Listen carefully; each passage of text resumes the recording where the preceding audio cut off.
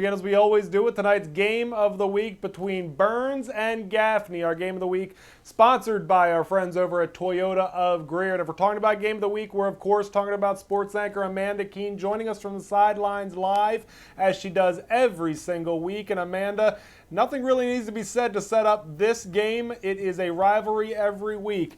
Postseason just adds a little spice to it. I mean, that's the best part. These two teams, whenever they match up, are always going to be fired up to play one another. But then you add in a shortened season and then add in playoffs on top of that. They didn't need any motivation when going head-to-head.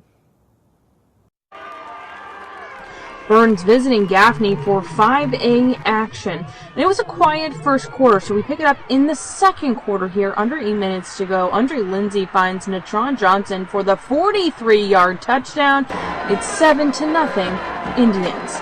Later on in the second quarter, it's fourth down, so Gaffney decides to go for it. Lindsay gets a low snap, but recovers and throws this bomb to Brad Logan. He's called in. It's a touchdown. 14-0. The Indians continue to grow their lead. Under a minute, the Rebels driving, trying to get on the board, but a tipped pass ends up in the hands of A.J. Littlejohn, and he runs it back to the Rebels' 35. It's Gaffney ball as time ticks down.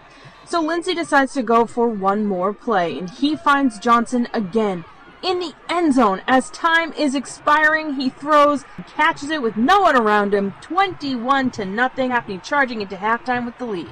Gaffney holds on to win this one, 35-21. I'm here with head coach Dan Jones. Coach, talk to me about this win. You're staying alive. Your playoffs hopes are alive.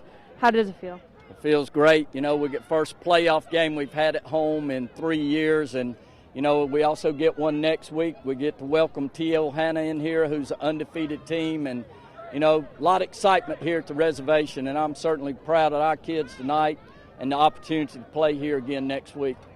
A lot of excitement, and it seems a lot of tension always when these two teams get together, but especially today got a little chippy at the end. How are you able to kind of focus everyone's energy maybe in a positive direction going forward?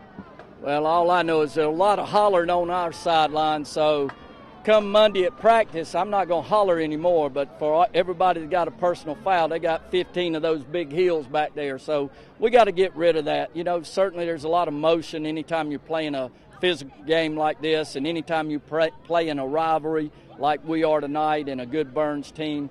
You know, they're young kids, and one thing leads to another. You just got to be composed, and we're going to do what we can to make sure that happens next week. And especially in these times of COVID, what is it like to know that you get another chance to at least play at least one more game in this crazy year?